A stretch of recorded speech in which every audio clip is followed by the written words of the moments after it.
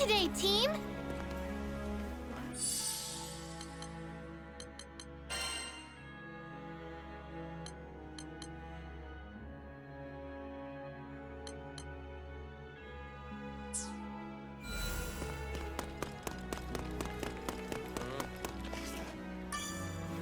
Good day.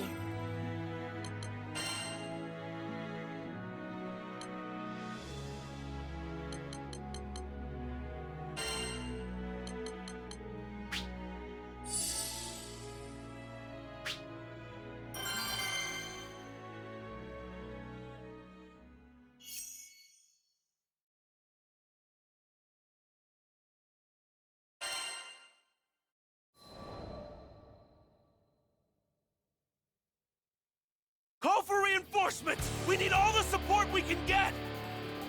Why is everyone from that crew a beast? What are they feeding them on that ship? It was a nightmare. Actually, worse. You could wake up from a nightmare. This was our reality. We were being driven into the heart of Mount Nagelith by a single Skyfarer. Even though he was alone, he was with the crew who defeated General Galanza. Our only chance was to put aside our pride and work together to take him down. Our platoon was experienced, and we could launch the prototype Tayuatar if things started looking rough. We had numbers and strategy on our side. With all of our preparations, victory should have been assured. But he took one look at our perfect formations and laughed. Ha ha ha ha! You honor me with this extra training. Gandagoza shall now return the favor with eternal rage! You what? This guy was nuts. All of these soldiers, and this was just a field exercise to him? Get your asses in gear! Do not break ranks! Command snapped my mind back into focus. I drew my sword, but as I clutched its hilt, it had never been more sure it was just a hunk of scrap metal.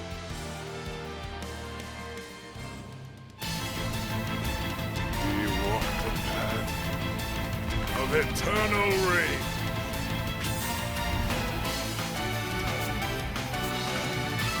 Keep your distance, or you won't make it out of here alive. Roger! Yeah! How will you train from so far away? Ah!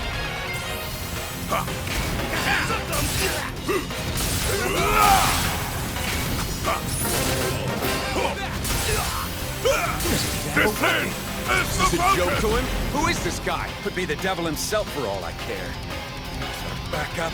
We can't take him on our own. Step forward!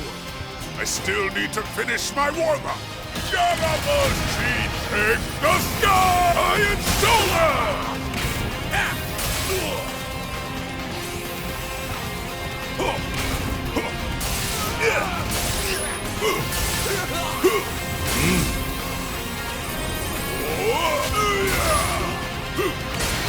From the clouds breaks the storm!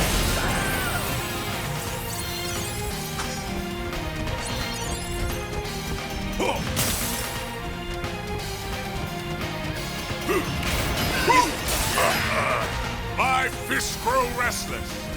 Curse our luck. He's leaving me with no option.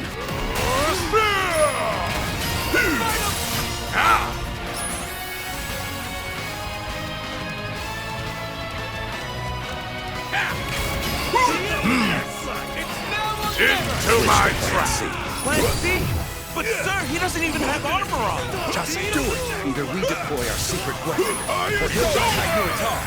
Deliver us from this accursed giant. I applaud your desire to continue fighting, but you insult me with these useless toys. Arhat! Skybreaker! More fury! More rage!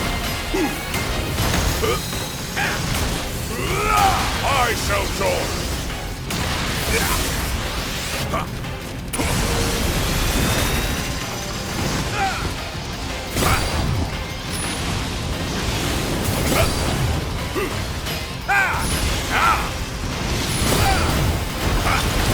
Iron shoulder!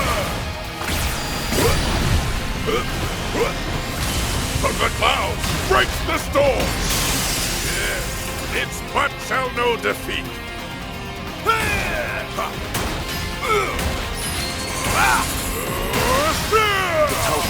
You took out the Of course he did. I want all units deployed. Courage, troops. No one lives forever. With these fists, nothing is impossible! Iron shoulder takes the sky! A spider bite! From Bubbles fire, I shall join!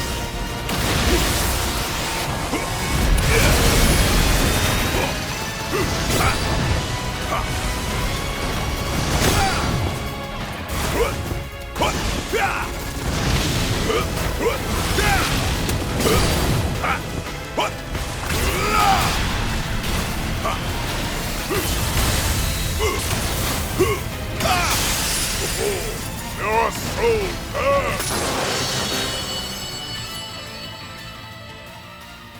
Victory is mine! He's a monster. Commander, your orders. Commander? Behold! True ferocity!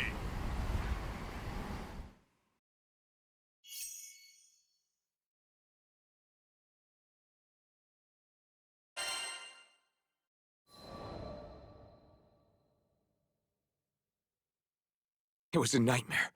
Actually worse. You could wake up from a nightmare. This was our reality. Where are they? Bring me your champions! We were an entire platoon of pilgrims. We even deployed the Tayuitar.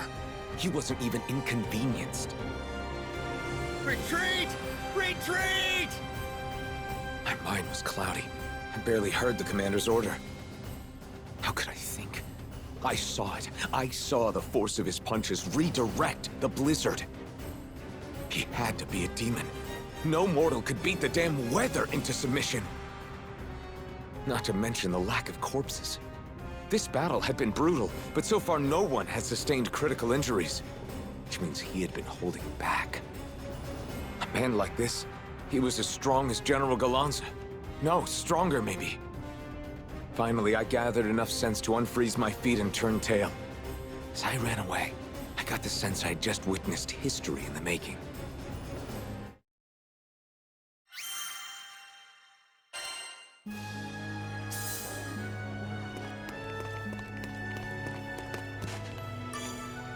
Good day.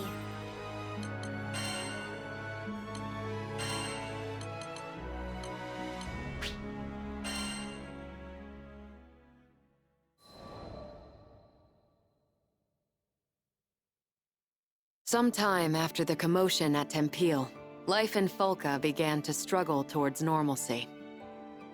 The breeze was soft and welcoming. I'd been blind to the city's charms before, focused as I was on rescuing Lyria from the Church of Avia. The sun watched over the victims of Furikin's rage as they raised new homes for themselves from the rubble. But once scars have set in, they are slow to fade. Here and there, the children of Tempeal labored with tools too large for their hands. I offered my aid, but the children said their work was their responsibility. As long as you're sure you'll be okay. Some distance away, a small boy burst into a red-faced fit. Lyria and I rushed over, hoping to be of help.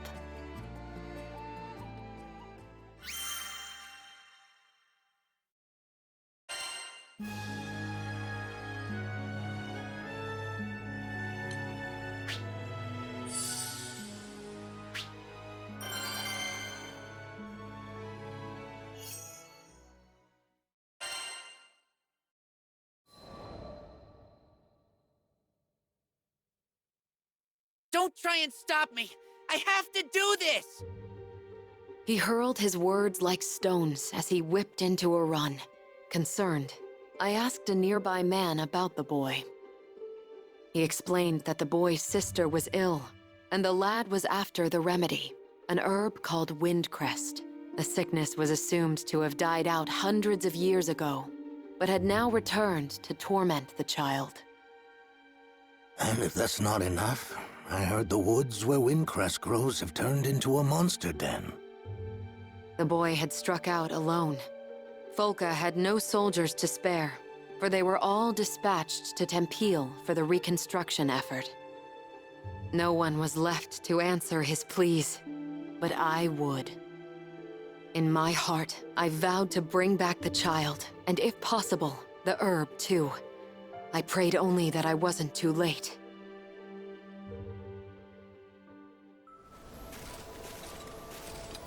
Well, shall we head out?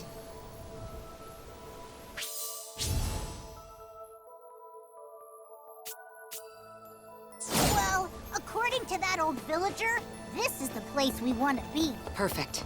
Keep your eyes peeled for Windcrest.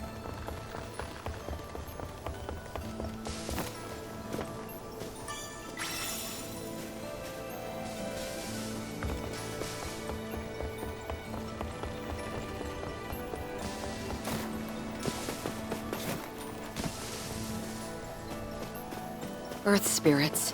Strange. We didn't see any the last time we were here. Seems like they're attracted to the wind. Maybe they can feel its power.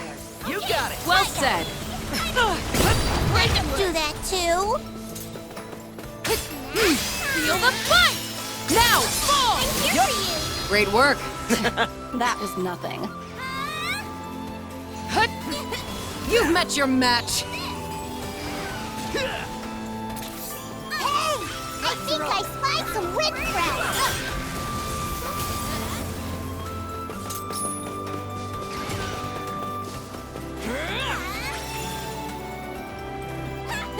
Catch this! Doctor's in.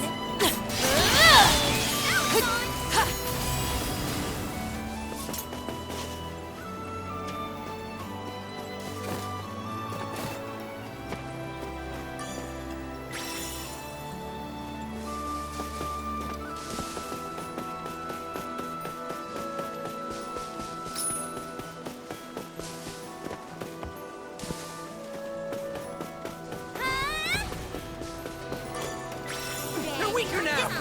This should do You're it. mine! Right behind you! Prisoners! You guys are amazing. That's right! Aren't I the best? Leave it to me. Turn them against each other. I'm a sled.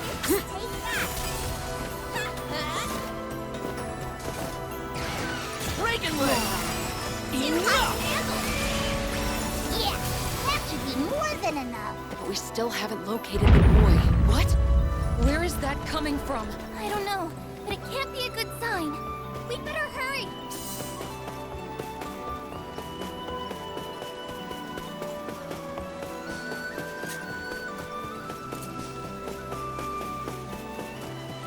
A golem. So that's what was behind the tremors. Crap, it spotted us. Get ready for a fight.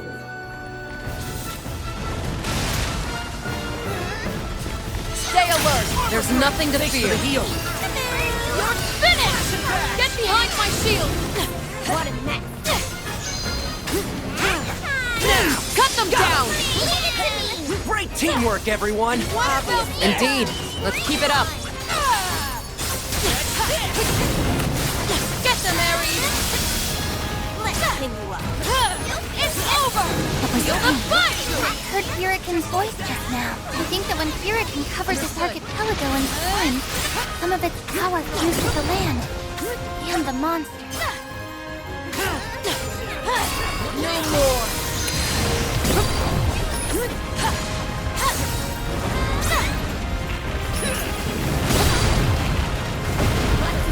You're finished! Heal! Now I'm ready!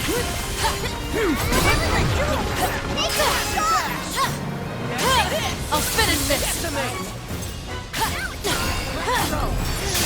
Prepare yourself! And look sure they escape. Can I get some of that Furikin juice too? This golem is awesome. We can't afford to let it run free. Not while that boy remains missing. No escape! You're weaker now! Let's end this! I'm with you! Feel the fight! This is why we're the best! The honor's all mine. mine. an opening! Are you injured? On me! Tempest Flame! Prepare yourself! This Eo. is over!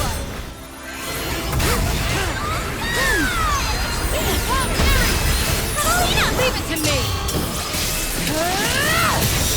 It's over! Cassio, It's your lucky day. I need to resolve! Shine as one! Gale Burst! Armor break! We'll do it again! Could have gone a little.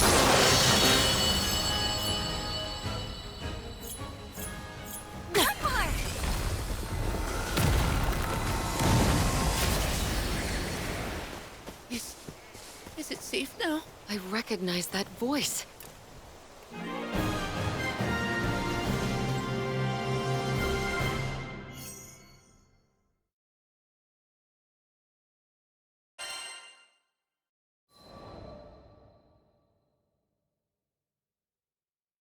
With a final death knell, the golem stilled. The boy crawled out from the tall grass, and I pressed the wind crest into his trembling hand. Wow! Now I can save my sister! You're the best, lady! He smiled at me, and with a great burden lifted from his shoulders, skipped the whole way back to Folka. As I watched his happy shuffle, I wished more joy and color into his life of toil, which had been covered by the dust of destruction.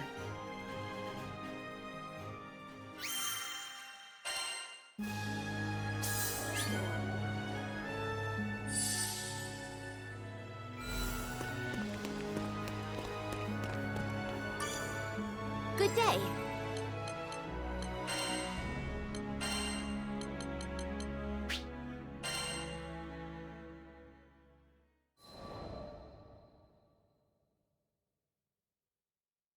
We made medicine from the wind crest you picked.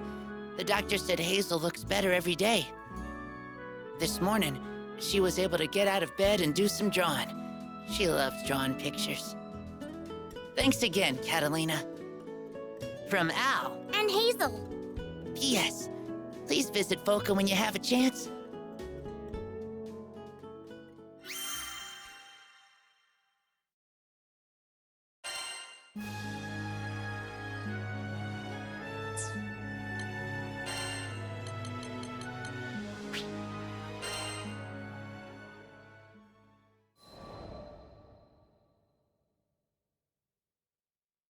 Rackham, there you are. I've got huge news. Listen to this. It was clear from Kent's smile that the repairs on the Nautilus were going smoothly, thanks to a mechanic friend of his. Well, ain't that something?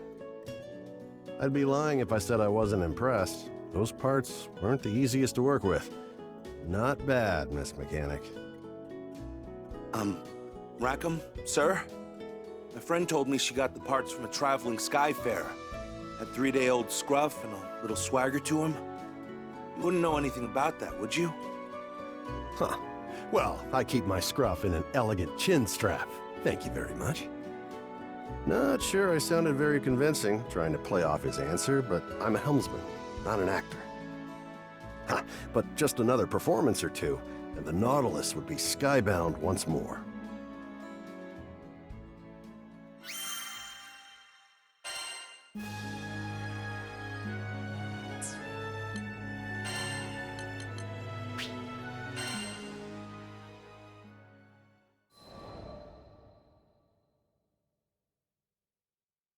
While out running errands in Folka one day, I came across a crowd of people in the town square. But from the sounds of things, it wasn't a friendly get-together. I hate you all! Mom, Dad, everybody in this stupid town! The boy shouted angrily at the adults and took off running, right into me. We both landed on our backsides. Sheesh, watch where you're going, kid. And that's when I noticed the tears streaming down his face. He was clearly upset about something. Hey, you okay? The boy hopped to his feet without a word, shooting me a glare before sprinting away. One of the adults started to follow after him, but... Please, Doctor, there's not much time. The crowd stopped him in his tracks. But I can't just... No, you're right. My patients need me. Forgive me, Lev. The man closed his eyes, muttered something to the townspeople, and ran off in the opposite direction. Wait, that kid was crying! You're not gonna go after him? I shouted after the man's back, but he either didn't hear me, or pretended not to. Then I felt a gentle hand on my shoulder. I'm sure he wants to, sweetheart. You see, that boy is his son. The boy's name was Lev. His father was a doctor, with many patients needing urgent care, so he had no choice but to ask the townspeople to find his son for him. I knew I should mind my own business, but I couldn't get the poor kid's face out of my head. He was probably hiding somewhere all by himself, crying his eyes out. I understood all too well how painful it felt to be alone. When Master Sokka reached out to me, it changed my life forever. Maybe it was my turn to do the same for someone else. I turned to ask the crew if we could join the search, but they were already gearing up to head after him. It seemed we'd all had the same idea.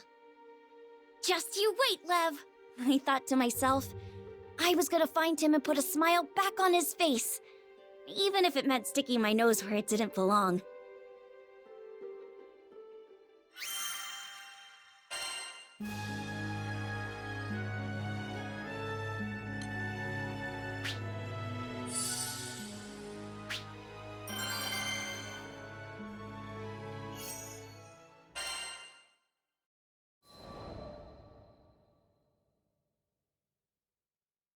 The villagers didn't seem too worried about Lev. According to them, he'd have to venture much deeper into the forest before encountering any monsters. But that wasn't the issue. It seemed like nobody wanted to talk about why he'd run off in the first place. It was an obvious cry for help, and nobody was helping. I went through the same thing back in the day. Even after I met my master, there were times when the loss of my parents was just too much to bear. I didn't go so far as to run from home, but I'd sit alone in the corner of my room, hugging my knees to my chest and crying. Whenever Master Sokka found me like that, he'd always perform a silly magic trick to cheer me up. Just like me, all Lev wanted was for someone to find him, to take his hand, so he went off on his own in the hopes that someone would come for him. I'm sure he knew it was selfish, but it was the only card he felt he had left. Do you think this means Lev doesn't want to live at home anymore? I had a feeling that wasn't the case. He's probably just going through a rebellious phase.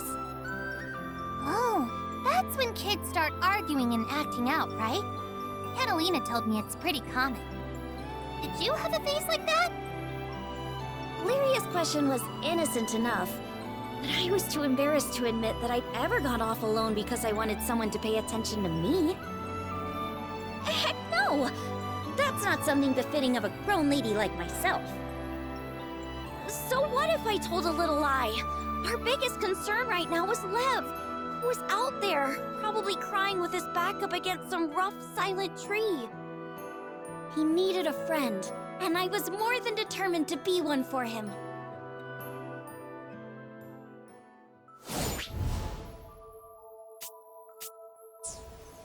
This forest is as huge as ever. I sure hope Lev's okay. Come on! We gotta find him! And fast!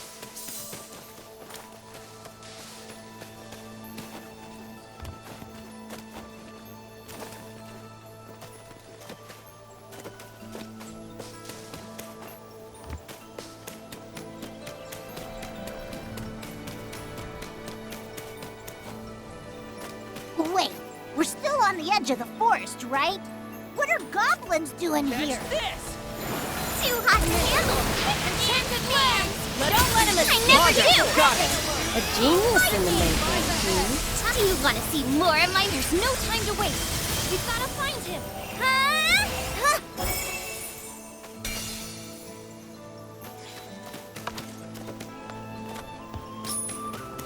Watch out for the flyers!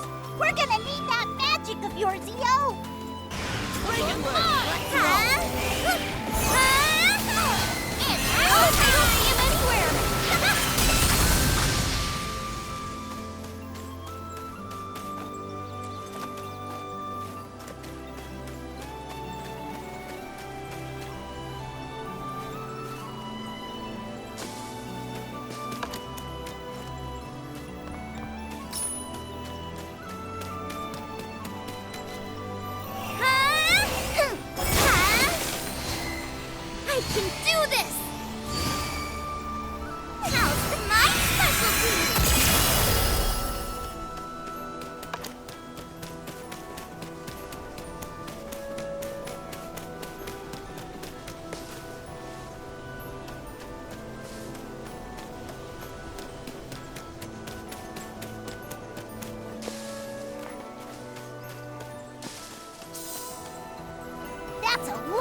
monster! Quick! Get it! This will just have to take care of it! I'm on it! Go, Grand Crew! Let's go, I'm crew! coming! Oh, come on! Just leave us alone already! Catch this! This is our fight! Look at you feel this one! I'll burn you up! Reagan Way! Looks like that's the last of us! Let's all alone out there! Come on!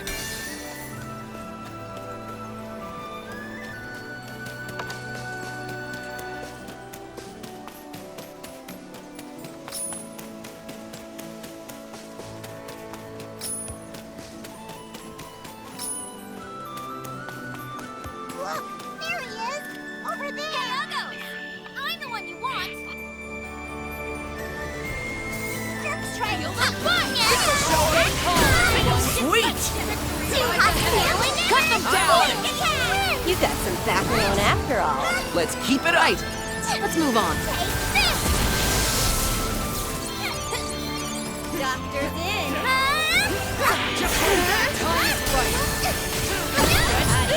Leave it to me! Following!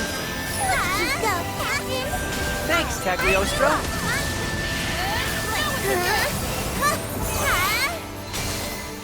You're good! As a shooter! Reagan Way! Gotcha! Forward, that.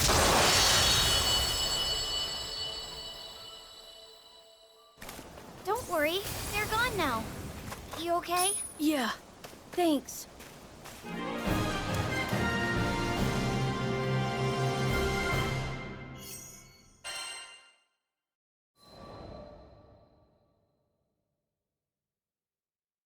We were lucky we found Lev when we did, or he would have been Monster Chow. But before we could talk to him, the town watch came hurrying over. Lev, your parents are worried sick about you. Come on, let's go home. Lev looked away, ignoring the old man's outstretched hand. I could imagine how he was feeling, being treated like he was selfish and immature, when all he wanted was someone to sit down and talk to. The man sighed and scratched his head in frustration. Your mom and dad are fine people. Try being a little more considerate, okay? Lev immediately bristled at those words, breaking his silence. What do you know? This is all your fault! Knocking the man's hand out of the way, he turned and ran deeper into the forest. It was like watching a scene from my own past, but I wished he'd get a grip already. The deeper he went into the forest, the more likely he was to get attacked. We had to hurry.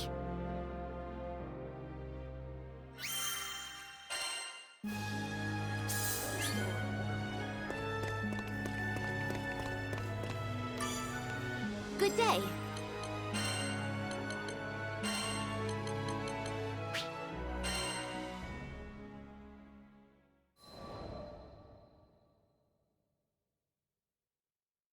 We all split up to search for Lev so we could cover more ground. I didn't see any trace of him at first, so I thought I must have gone the wrong way. But then I noticed footprints that looked like someone had slipped over a nearby ledge. And sure enough, when I peeked down, I saw a familiar figure sitting hunched over, knees to his chest. He looked a little scraped up, but didn't seem to be hurt badly. I was just glad I'd managed to find him still in one piece.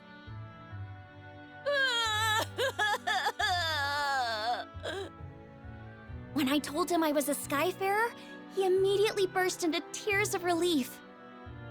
I could tell he was upset with the villagers about something, and that's why he couldn't be honest with them. But as an outsider, I thought I might have a chance. Watch closely. I'm gonna cast some special magic just for you. It was time for one of my master's patented magic tricks. I showed Lev my empty palm before covering it with a handkerchief. I flung the cloth away, and voila! There was a piece of candy in my hand. Wow, candy! Here, you can have it. After devouring the candy, he finally calmed down. Thanks.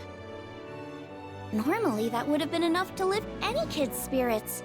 but his face fell again as quickly as it had lit up. I guess he really doesn't want to go home. I decided I wouldn't leave him until there was a smile back on his face.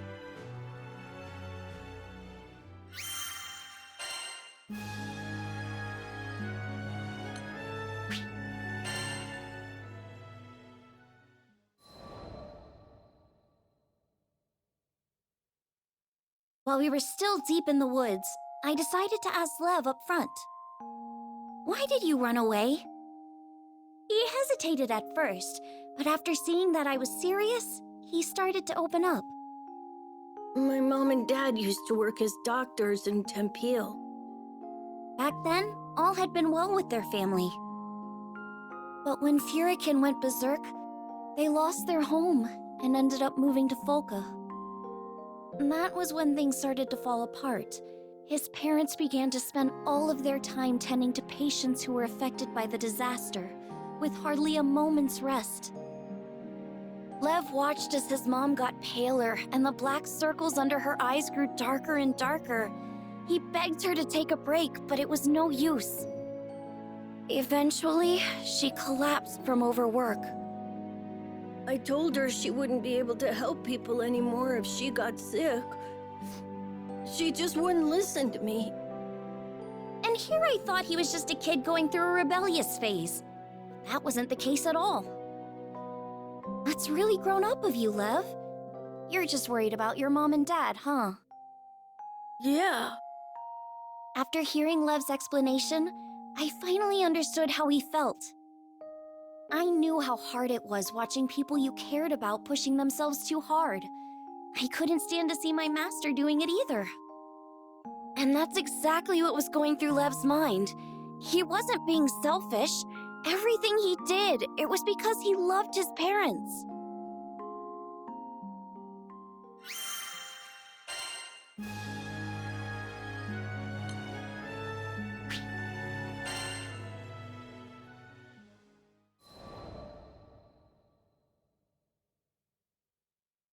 If it were me in his shoes, I'm sure I'd be worried sick about my parents too. There's nothing wrong with worrying about your parents. I'm sure they're proud to have a son who cares so much. But what? Something was still on his mind. I always wanted to be a great doctor, just like my mom and dad. But after my mom collapsed, I started thinking maybe everybody else was just using them. Along the way, he'd stopped being able to trust the people of Folka, and he thought feeling that way meant he could never follow in his parents' footsteps. Lev stared at the ground as he spoke, finally confiding his troubles to me. After hearing his story, I began to open up about my own parents. He listened to my words in silence. My parents had also strained themselves too hard after getting sick, and eventually passed away. So Lev's circumstances were all too familiar. Just like him, I felt nothing but bitterness and despair. But there was one difference. I've got to admit, I envy you a little. After all, your mom and dad are still alive and well. While we were standing there talking, Lev's parents and the villagers were probably beside themselves with worry, braving the dangers of the forest to search for him. When I told him that, Lev finally seemed to grasp the situation. I really messed up, didn't I? I'm sorry. Are you sure I'm the person you should be saying that to? I stood up and smiled at Lev. He and his family all seemed like really good people. The only thing they needed to patch their home back together was a long heart-to-heart.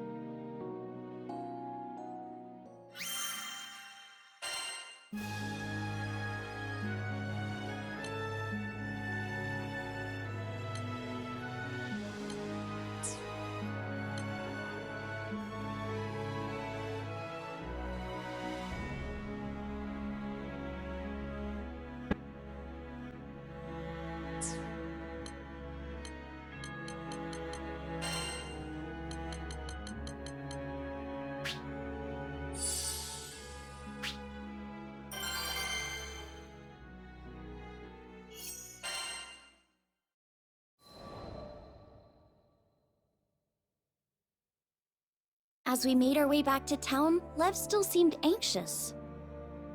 Don't start freaking out yet. First, you need to apologize to your parents. Then you can tell them everything you told me. Well, how am I supposed to say it, though? Talk about helpless. Lucky for him, he had a grown-up lady around to nudge him in the right direction. How about I teach you that special magic I showed you earlier? But that wasn't real magic, right? It was just some cheap trick. Rude. It was good enough to make you stop blubbering, wasn't it? Come on, let me see your hand. The trick I showed him could be used without any special training. It was the magic designed to bring smiles that my master had taught me. Lev watched me closely, then tried his best to copy what I did. He practiced over and over and over. After walking through the forest for a while, we heard the voices of Lev's parents and the other villagers. Lev? Answer if you can hear me! Where are you, Lev? Mom! Dad! As soon as Lev heard his parents' voices, he broke into a run. At that moment, the villagers' shouts echoed through the nearby woods. Look out! An enormous figure was approaching, knocking down trees as it lumbered toward us.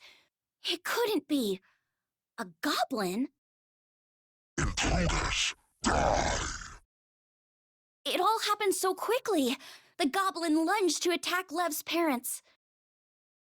You're gonna have to go through us first. Huh? Lev was speechless. It seemed as if the entire town of Folka had stepped up to protect his parents from the monster. Puny weaklings! What I did next was purely out of instinct.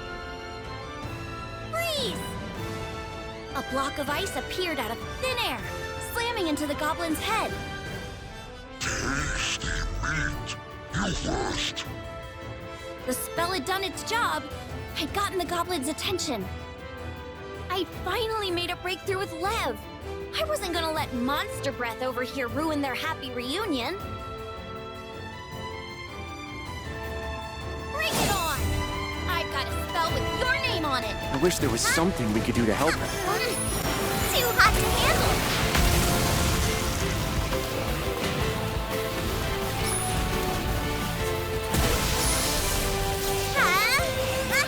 Thought you had.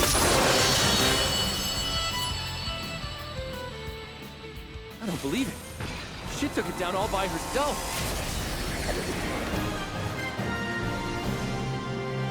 Haha! Told you we could handle it.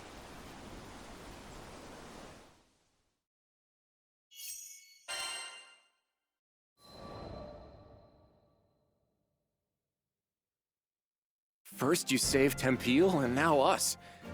Thank you, Skyfarer. The people of Folka were all safe, including Lev's parents.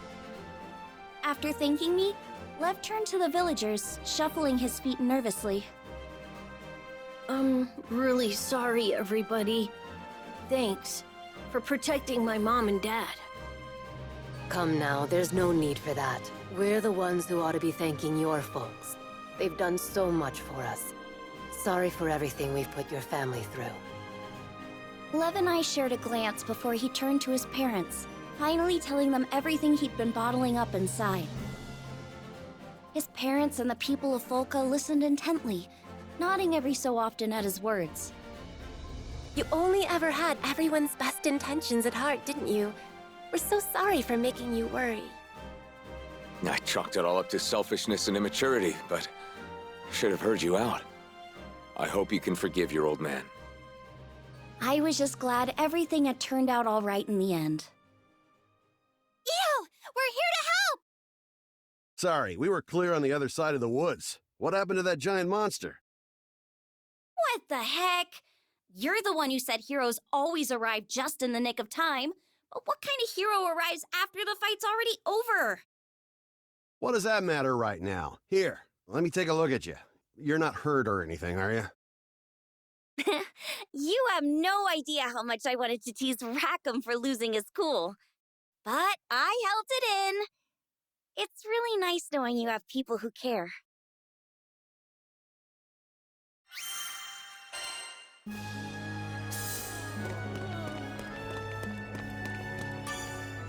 Good day.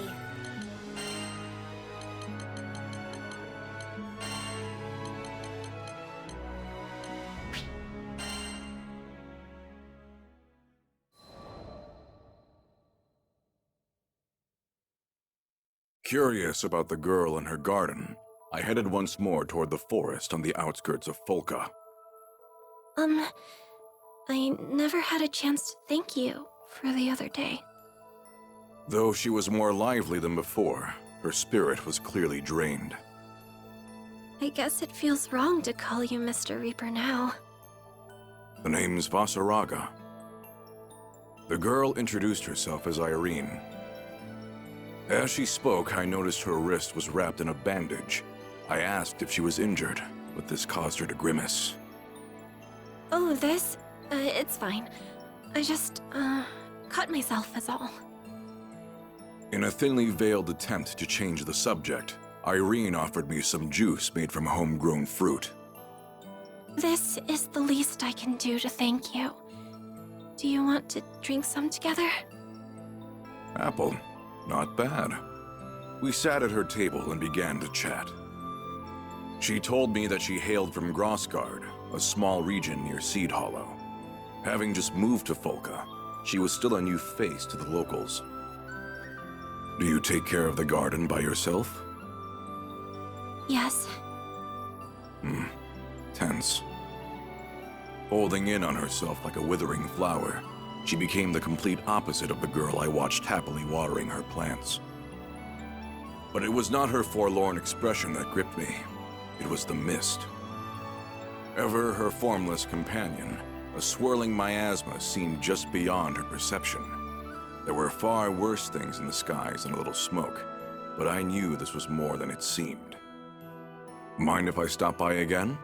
I could visit between requests. I wanted to help her, but not out of a misguided sense of obligation. I just wanted to make sure she never forgot what it was like to smile.